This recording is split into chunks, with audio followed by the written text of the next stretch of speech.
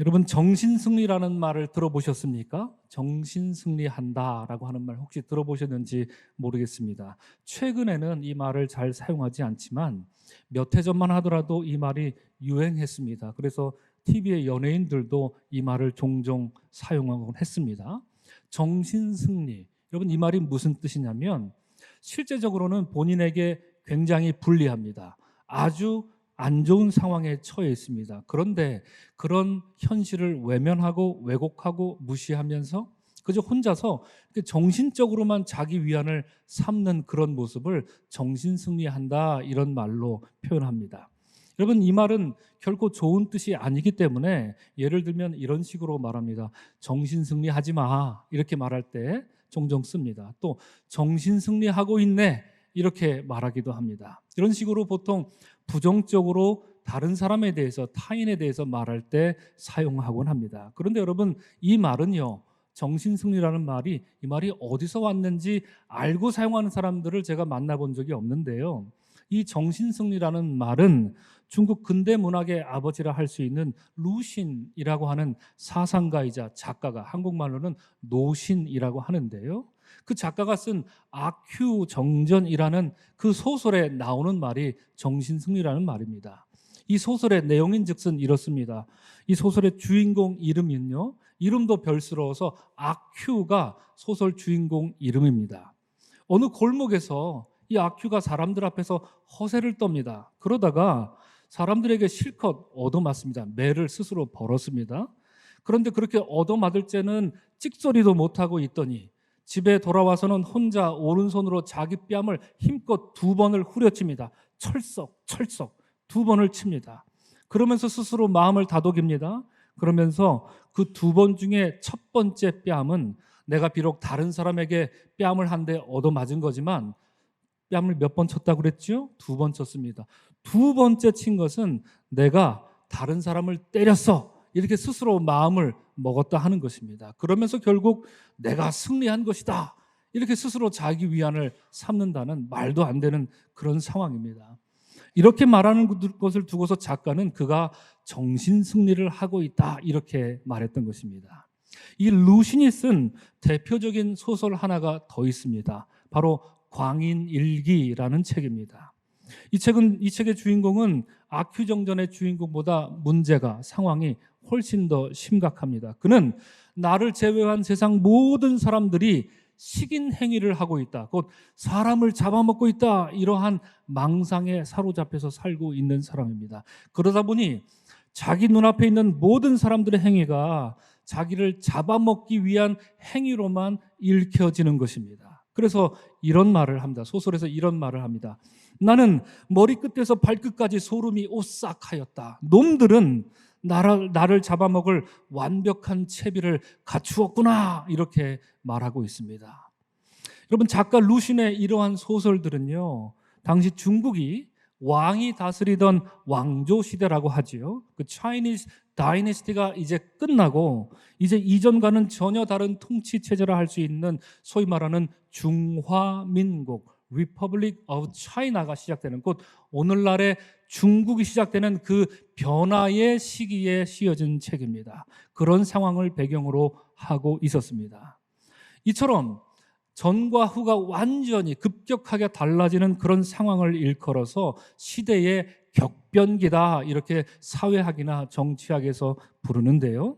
작가 루신은 그러한 시대의 격변기를 지날 때 민초들이 겪어야 했던 아픔과 고통과 그리고 온갖 사회에서 벌어지는 그런 모순된 사회상들을 이 소설들을 통하여서 고발하고 있었던 것입니다. 여러분, 이처럼 동서양을 막론하고 국가나 사회가 커다란 변화를 맞이하게 되면 민초들은 그 충격에 심각한 후유증이나 트라우마 같은 것을 겪게 됩니다. 우리나라만 하더라도 어떻습니까? 일제강점기, 그리고 6.25 사변이라는, 전쟁이라는 이 거대한 민족의 소용돌이를 겪으면서 많은 사람들이 가족을 잃어버렸습니다. 많은 사람들이 평범한 삶을 잃어버렸습니다. 그러다 보니 정신을 잃어버린 채 살아야 했던 사람들도 참으로 많습니다. 아마 저보다 여러분들께서 훨씬 더 잘 아실 것입니다. 그런데 그런 상황은 여러분, 단지 인간의 이런 정신생활에 한정된 문제로 끝나지가 않습니다. 왜냐하면 인간이 그처럼 연약해질 때, 인간이 그처럼 궁핍하고 곤혹스러운 상황에 처하게 될 때 성경은 말합니다. 저 사악한 마귀는 베드로전서 5장 8절이 말하는 것처럼 우는 사자와 같이 두루다니며 삼킬 자를 찾고 있기 때문입니다. 마귀는 사람을 꼭두각시로 삼고자 합니다. 그래서 하나님과의 관계를 포기하게 만들고자 합니다.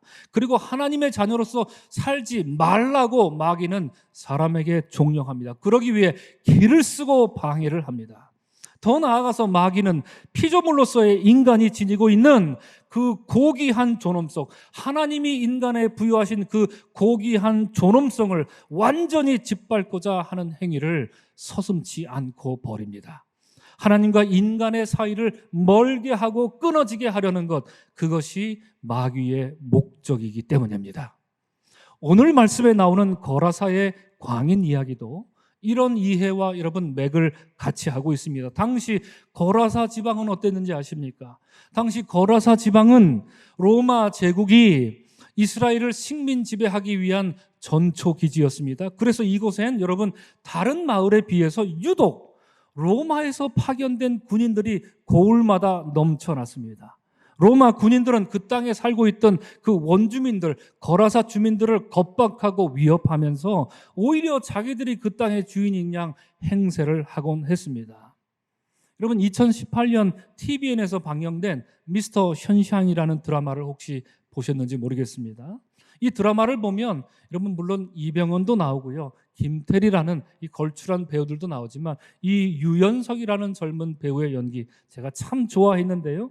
유연석이라는 이 배우가 일본 사무라이처럼 분해서 허리에 긴 검을 차고 남학신을 따그닥따그닥 신고 다니면서 패거리들과 함께 거리를 활보하는 장면이 나옵니다. 그때 거리에 있던 조선의 민초들이 어떤 반응을 보였냐면요, 일본에서 건너온 사무라이들이 무서워서 어깨를 움츠리고 벌벌 떨면서 피하기만 합니다. 사실 몇 사람 되지도 않습니다. 떼거지로 달려들면 능히 이길 수 있는데 몇 사람 되지도 않는 그 일본 사무라이들이 무서워서 숨고만 있습니다. 말대꾸는커녕 눈조차 마주치기 어려워합니다. 무서워했던 것입니다.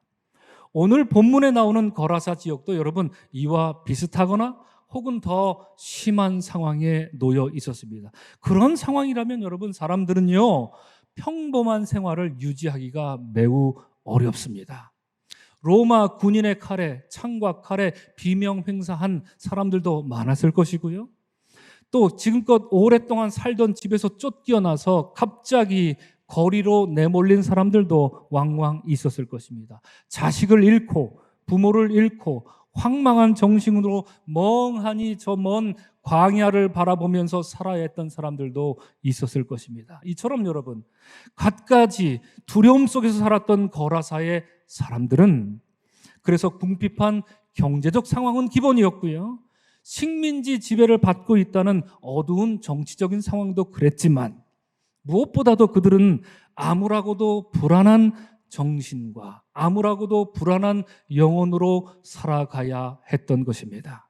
그런 중에 사악한 마귀는 눈에 띄는 연약한 사람들을 먹잇감으로 삼았을 것입니다. 추악한 포식자로서 거라사 이곳저곳을 사악한 마귀는 이렇게 돌아다녔을 것입니다. 그들의 몸에 들어가서 그들의 그 사람의 영혼을 빼앗아 장악해버리고 그들을 볼모로 잡아 괴롭혔을 것입니다. 오늘 본문에서 예수께서 거라사의 귀신을 만났을 때 너의 이름이 무엇이냐? 예수께서 물었습니다. 그러자 꾸짖으며 물으시자 그러자 저 깊은 무적행에 들어갈 것을 두려워했던 마귀는 스스로 자기도 모르게 정체를 드러내고 맙니다. 자기 이름을 군대라 실토하고 만 것입니다. 내 이름은 군대입니다 라고 실토했습니다. 여러분 마귀의 서열이 어떤지 그런 것 따위에 별로 관심도 없고요, 우리가 들은 바도 없고 우리가 아는 바도 없습니다만 여러분 자기 이름을 군대라고 소개하는 이 마귀 어떻습니까? 군대라는 그 이름만으로도 오늘 본문의 이 마귀는요 매우 거칠겠지요, 매우 힘이 세겠지요. 어렵지 않게 살펴볼 수가 있습니다. 더군다나 그 마귀가 여러분 소대나 중대나 혹은 대대, 연대 따위가 아니라 6천 명 정도 그 이상으로 이루어진 레기온, 헬라어 말로 레기온, 나의 이름은 레기온입니다. 나의 이름은 레기온으로서의 군대입니다. 이렇게 스스로 이름을 밝히는 것은 사단급입니다 라고 이렇게 밝혔던 것은 이 마귀들은 하나님의 사람들을 사로잡고자 호시탐탐 노리고 있는 아주 강력하고 악질 그런 마귀 중에 한 부류였을 것입니다. 그것을 액면 그대로 그 이름이 보여주고 있는 것입니다. 그러면 오늘 본문에서 이처럼 강한 그 마귀, 강한 군대 귀신에 의해 점령당한 이 거라사의 광인은요, 어떤 모습을 우리에게 보여주고 있습니까? 어떤 상황이었다, 이 사람이 어떤 증상을 보였다고 오늘 본문 우리에게 말해주고 있습니까? 첫 번째로 오늘 본문 27절을 보면 이 거라사의 광인은 그 거라사 지역의 본토박이였다고 소개합니다. 자기 고향 땅에서 지금 귀신에 들려 그러고 있다는 얘기입니다. 여러분, 한번 상상을 해보시기 바랍니다. 어린 시절 소꿉놀이 하던 동무들, 순이며 영이며 철수 모두 다 한 동네에 지금 살고 있는 상황이라는 말입니다. 동무들이 거기 있을 것입니다. 콧질질 흘릴 때부터 알고 지내던 동네 이웃들이 한데 모여 살고 있는 가장 편안하고 가장 아늑한 고향 땅, 곧 사랑과 추억의 땅이 이 거라사의 광인에게 있어서는 그렇지가 못했던 것입니다. 사랑과 추억의 땅이 그에게 있어서 거라사여야 합니다. 하지만 지금은 심각한 귀신에게 사로잡힌 그에게 거라사는 수치의 땅이 되어버린 것입니다. 나의 살던 고향은 하면서 회상할 때면 나의 살던 고향 거라사는 꽃 피는 산골 이렇게 다정히 떠올릴 수 있는 자기의 고향이 그렇지가 못했습니다. 오히려 모멸과 능멸의 땅, 수치의 땅으로 이 거라사의 광인은 기억해야만 했던 것입니다. 둘째로 오늘 본문은 그가요 옷을 안 입었다 이렇게 굳이 말해줍니다. 옷을 안 입었다는 얘기를 왜 해주겠습니까? 옷을 입지 않고 살았다는 것은 여러분 무엇을 의미합니까? 아담과 하와처럼 이 사람이 갑자기 내추럴해져서 태고적 인간의 모습으로 살기로 작심했다 뭐 이런 얘기일까요? 그렇지가 않겠지요. 이 말은요 한 인간으로서의 존엄성을 완전히 상실했다라는 것입니다. 그래서 수치심조차 느끼지 못한 채로 살고 있게 되었다는 것을 우리에게 그렇게 말해주고 있는 것입니다. 그러므로 이 사람은 한 인간의 그 인격이 완벽하게 소멸되었다, 사라졌다라고 하는 것을 그가 옷을 입지 않았다 이렇게 우리에게 들려주고 있습니다. 세 번째로 살펴봅니다. 여러분 성경은 말합니다. 그가 집에서 살지 않았다 이렇게 말해줍니다. 왜 집에서 살지 않았다는 얘기를 우리에게 굳이 들려주겠습니까? 프랑스에 가스통 바슐라라라고 하는 유명한 철학자가 있습니다. 이 철학자는 말합니다. 집은 세상 안에 우리가 머무는 한 구석이 되며 인간에게 최초의 세계가 된다. 집은 하나의 우주인 것이다. 이런 말을 했습니다. 공간에 대한 아주 위대한 통찰인데요. 집에 대해서 이 철학자가 이런 말을 했습니다. 이게 뭔 소린가 하고 들으실 분도 계실지 모르겠지만 다소 어려운 말처럼 들리겠지만 여러분 한번 생각해 보시기 바랍니다. 여러분 만약에 여러분들이 지금껏 살던 여러분 집에서 내몰려서 갑자기 그래서 오늘 밤부터 거리에서 살아야 된다라고 한번 가정을 해 보십시오. 여러분들이 살 집이 없어졌다고 한번 가정을 해보시기 바랍니다. 여러분들의 삶이 어떻게 되겠습니까? 어디서 씻고 어디서 자고 무엇을 먹고 어떻게 살려고자 하시겠습니까? 감히 상상조차도 할 수가 없습니다. 그래서 여러분 집이 없다, 집에서 살지 않는다라고 하는 것은 단지 그가 잠잘 곳이 없다 이 얘기를 하고 있는 게 아닙니다. 집이 없다는 것은 평범한 아주 지극히 평범한 그 인간의 삶을 유지할 수 없음을 뜻합니다. 그 한 사람의 세계가 망가지는 겁니다. 그 한 인간 자체가 소멸되는 것입니다. 그의 영혼이 파괴되는 것을 의미합니다. 거라사의 광인이 집에 살지 않았다 이렇게 말하는 것은요 그의 전 존재가 벌써부터 붕괴되기 시작했다 하는 것을 우리에게 들려주고 있는 것입니다. 네 번째로 그 광인이 집을 떠나서 어디서 살았다고 성경이 말하고 있지요? 무덤이었다, 그렇게 말합니다. 집을 떠나 머문 곳이 다른 것도 아니라, 거리 그 어느 구석이 아니라 무덤이었다라고 하는 것은 여러분, 그 절망감을 우리에게 더더욱 어둡게만 만들고 있습니다. 당시 무덤이란 오늘날처럼 이렇게 잘 갖추어진 공동묘지에 머물렀다, 이런 얘기가 아닙니다. 오늘날의 무덤은 세상을 떠난 고인들의 시신을 정성껏 모시는 곳이지요. 그렇지요. 그러나 당시 무덤이란 죽은 사람의 시신을 내다 버리는 곳을 의미했습니다. 그처럼 버려진 무덤 사이에 머물렀다는 이 거라사의 광인, 그는 살아있으나 죽은 사람과 마찬가지였던 것입니다. 그는 공동체로부터 버림받은 사람이었다는 얘기입니다. 그는 가족들로부터도 철저히 외면받고 철저히 버림받은 삶을 살고 있었다, 이 이야기를 그가 무덤에서 머물고 있다, 이렇게 우리에게 들려주는 것입니다. 마지막 5번째로 29절 말씀에 보면 이 사람은 마귀에 사로잡힐 때마다 어떤 괴력을, 허큘리스, 헤라클레스처럼 이렇게 괴력을 보였다, 이렇게 말하고 있습니다. 그럴 때면 사람들이 온몸에 쇠사슬을 메고 족쇄를 채워서 그를 제어해 보려고 했지만 성경은 말하기를 그가 그 맨 것을 끊고 귀신에게 몰려 광야로 나갔더라, 이렇게 말합니다. 한마디로 통제불능이었던 것입니다. 그런데 여러분, 한번 생각을 해보시기 바랍니다. 이 성경 오늘 본문은 흥미롭게도 이 사람이요, 다른 사람을 해쳤다거나 다른 사람에게 몹쓸 짓을 했다거나 하는 이런 이야기를 우리에게 들려주지 않습니다. 여러분, 그럴 법하지 않겠습니까? 이렇게 귀신에 들려서 아주 쇠사슬조차도 이렇게 끊어버릴 듯한 그런 힘이 있으면 그가 여러 사람을 때렸다더라, 이런 얘기 한 줄 정도는, 한 문장 정도는 본문에 나올 법하지 않겠습니까? 그렇지 않겠습니까? 그런데 오늘 본문과 똑같은 내용이 나오는 마가복음 5장 5절을 보면요, 이 거라사의 광인이 했던 폭력적인 일이 하나 나옵니다. 그것은 뭐냐면 돌로 자기 몸을 해친 일, 그것이 전부였습니다. 다른 사람을 해쳤다, 이런 얘기는 없습니다. 가장 끔찍하게 했던 폭력 행위가 쇠사슬을 끊었다는 것, 그리고 자기 몸을 자해했다는 것, 이렇게 나오고 있습니다. 이것이 전부입니다. 모르긴 몰라도 이 거라사의 광인은 귀신 들리기 전에 흉악한 사람이었을 것 같지는 않습니다. 오히려 굉장히 소극적인 사람, 굉장히 내성적인 사람이었고요, 이러저러한 이유로 마을 사람들에게 무시당하고 살아왔던 사람은 아니었을까 하는 그런 측은한 마음이 저는 오늘 본문을 읽으면서 들게 되었습니다. 예수께서는 바로 그러한 거라사의 광인을 만나셨던 것입니다. 여러분, 우리 예수님은요, 사람의 겉모습이나 눈앞에 보이는 현상 따위를 보는 분이 아닙니다. 그가 얼마나 비싼 옷을 입고 있는가, 그가 얼마나 좋은 차를 타고 다니는가, 그가 얼마나 비싼 집에 사는가, 이런 것을, 그의 헤어스타일은 어떤가, 이런 우리의 겉모습에는 전혀 관심하지 않습니다. 눈에 보이는 그 현상에 매몰되는 분이 아니십니다.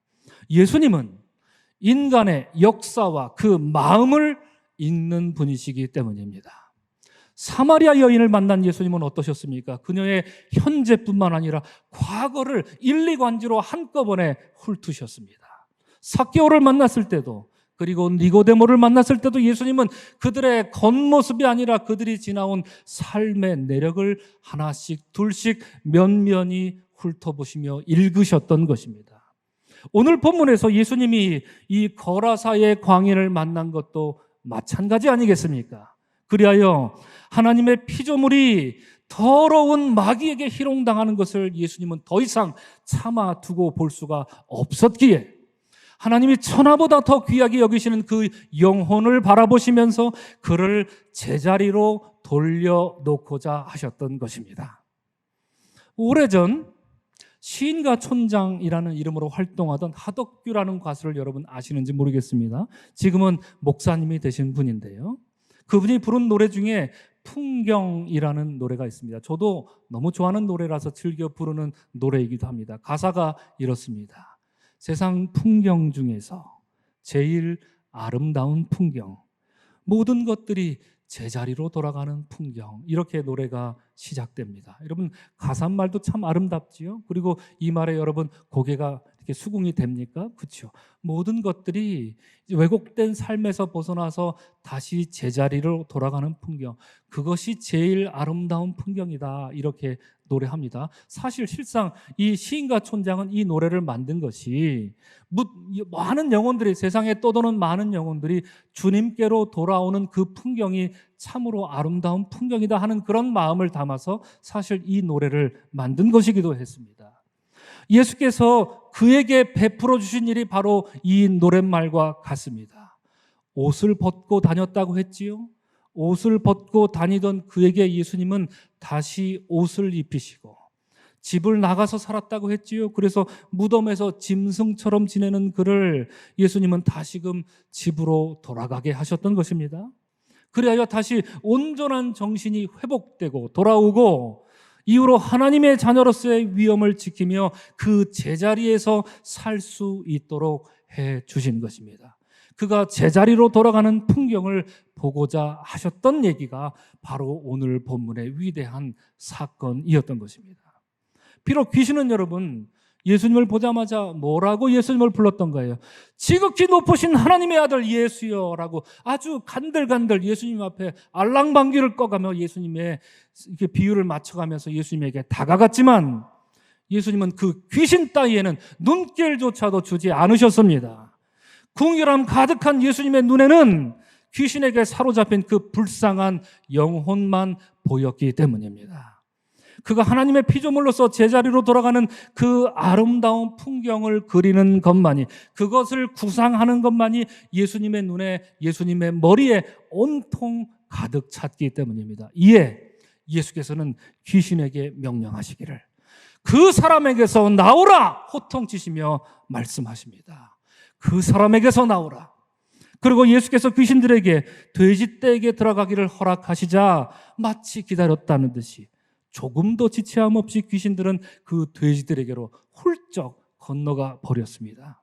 하지만 이내 곧장 비탈길로 내달린 그 돼지들은 호수에 들어가 몰살당했다고 성경은 말합니다. 굉장히 재밌는 얘기인데요. 금요일 먹풍금 시간에는 이 얘기를 조금 더 드리려고 합니다. 아주 재밌는 흥미로운 사건이, 귀신 축출 이야기가 벌어졌습니다. 그리하여 여러분, 비로소 옷을 벗고 다닌 거라사의 광인은 옷을 입었다고 성경은 말합니다. 귀신에게 사로잡힌 채 괭한 눈으로 살아왔던 그 거라사의 광인은 정신이 온전해졌고 예수의 발치에 앉았다고 성경은 말하고 있습니다. 제자리로 돌아온 것입니다. 그리고 집을 떠나 살던 그에게 예수께서는 39절에서 말씀하십니다. 집으로 돌아가라 말합니다. 얘야, 집으로 돌아가라. 네가 있을 곳은 더 이상 무덤이 아니다. 집으로 돌아가라. 너는 집에서 살아야 한다. 집으로 돌아가라. 하나님이 내게 어떻게 큰 일을 행하셨는지 가서 말해라. 이렇게 말씀하고 있습니다. 예수께서는 세상 풍경 중에 제일 아름다운 풍경은 모든 것들이 제자리로 돌아가는 풍경이라는 것을 오늘 본문을 통해서 우리에게 보여주셨던 것입니다. 사랑하는 서강의 성도 여러분, 여러분들의 마음이 이와 같은 예수님의 긍휼함으로 가득 찰 수 있기를 정말이지 주님의 이름으로 축원을 드립니다. 정말이 축원합니다. 예수 그리스도께서 베푸시는 이 위대한 구원의 은혜가 우리 서강교회를 통해서 펼쳐지는 일이 많기를 주님의 이름으로 간절히 축원을 드립니다. 여러분, 주님의 은혜로 회복되어서 여러분과 여러분의 가정과, 특별히 여러분의 가정과, 그리고 우리 서강교회가 이처럼 제자리로 돌아가는 풍경으로 아름답게 채석될 수 있으면 참 좋겠다는 그런 바람으로 이 말씀을 준비하게 됩니다. 하지만 여러분, 오늘 본문이 이처럼 아름다운 풍경으로만 가득 찼던 것은 아닙니다. 그 위대한 예수의 구원을 지켜본 사람들의 반응을 보니 참으로 참담하기 이를 데가 없습니다. 오늘 본문 36절과 37절을 보시면 귀신 들렸던 자가 어떻게 구원받았는지를 본 자들이 그에게 이름에 거라사인의 땅 근방 모든 백성이 크게 두려워하여 예수께 무엇을 요구했다고요? 떠나가시기를 요구했다고 합니다. 그들은 분명히 보았습니다. 뭘 봤다고 했지요? 어떻게 귀신 들렸던 자가 어떻게 구원받았는지를 그들은 똑똑히 보았다고 성경은 말합니다. 예수의 구원을 확실히 보고 들었으면 예수께 머물러 달라고 간청을 해야 되는 것 아닙니까? 그렇지 않습니까, 여러분? 상식적으로 말입니다. 거라사의 광인이 해방된 것을 축하하기 위해서 예수께로 모여들어야 하는 것 아닙니까? 집 나간 둘째 아들 돌아왔을 때 아버지가 잔치상을 벌였던 것처럼 그렇게 잔치를 벌이도록 다 같이 예수 주변으로 모여야 하는 것이 맞지 않습니까? 그런데 그들은 예수께 떠나가 달라고 요구를 했다고 말합니다. 내게도 구원을 베풀어 주시옵소서, 우리 가정도 구원받게 해주시옵소서, 이렇게 자신의 불안한 삶도 회복되고 변화되고자 주님 발치로 나와서 온전히 앉는 것이 그것이 온당한 일 아니겠습니까? 하지만 그 모든 백성들은 예수의 구원을 똑똑히 바라봤으나 지켜봤으나 그 거라사의 광인이 어떻게 회복되는지 똑똑히 바라봤지만 그 예수의 구원이 두려웠다고 성경은 말합니다. 예수의 구원이 귀찮았다는 얘기입니다. 예수의 구원이 싫었다는 얘기입니다. 그러더니 급기야 예수께 떠나시기를 요청하고 만 것입니다. 이에 예수께서는 떠나라 요청하는 그들에게 더 이상 말을 하지 않습니다. 입을 닫아버리십니다. 그저 떠나시고자 말없이 배에 오르셨다, 이렇게 성경은 말합니다. 아무 말씀도 하지 않으시고 그 말을 듣고 그저 배에 오르셨다, 성경은 말합니다. 그런데 그렇게 떠나시는 예수님을 애타는 마음으로 지켜보면서 함께 있기를 구한 오직 한 사람이 있었으니 그는 광인이었다가 해방된 바로 그 사람이었습니다. 오직 그만이 예수님의 은혜를 온 몸과 영혼으로 경험했기 때문입니다. 사랑하는 서강의 성도 여러분, 여러분들은 예수께 떠나시기를 구하는 사람인가요? 아니면 예수께 함께 있기를 구하는 사람인가요? 질문만 놓고 보면 우린 당연히 예수께 함께 있기를 구하는 사람입니다, 이렇게 대답하고자 하시겠지요. 그런데 안타깝게도 오늘 본문에서 예수의 구원이 벌어졌는데 절대 다수는, 오직 한 사람만 빼고는 예수님 좀 떠나십시오, 귀찮습니다, 무섭습니다, 이렇게 대답한 사건은 우리에게 충격이 아닐 수가 없습니다. 사랑하는 성도 여러분, 여러분들은 주님의 은혜를 얼마나 갈망하며 살아가고 있습니까? 여러분들은 삶이 변화되기를 정말 원하십니까? 정말 원하십니까? 지금까지 살았던 이런 삶에서 정말 변화되기를 정말 원하십니까? 이 이야기를 오늘 보면 우리에게 묻고 있습니다. 아니면 지금까지 살아왔던 모습에 그럭저럭 만족하면서 계속 살기를, 그래서 더 다른 얘기 하지 마십시오, 귀찮습니다, 두렵습니다, 지금 이대로가 좋습니다, 혹 우리의 신앙생활은 이런 모습으로 주저앉아 있는 것은 아니냐 하는 말입니다. 여러분, 우리가 2000년 전 거라사의 시민으로 살고 있었다면 과연 우리의 모습은 오늘 본문, 이 본문 어디쯤에 기록되어야 하겠습니까? 우리는 이 본문에 어떤 모습으로 등장해야 하겠습니까? 우리는 과연 이 아름다운 풍경의 일부가 될 수 있기나 한 것이냐 하는 그런 질문입니다. 사랑하는 서강의 성도 여러분, 오늘 우리는 세상에서 가장 아름다운 풍경을 보았습니다. 거라사의 광인이 하나님의 피조물로서 제자리로 돌아가는 위대한 풍경이었습니다. 그리하여 예수의 발치에 앉은 아름다운 모습을 지켜봅니다. 여러분, 우리도 기필코 이런 아름다운 풍경의 일부가 되어야 하겠습니다. 여러분 개인의 삶과 여러분의 가정의 삶도 반드시 그러해야 합니다. 반드시 그러해야 합니다.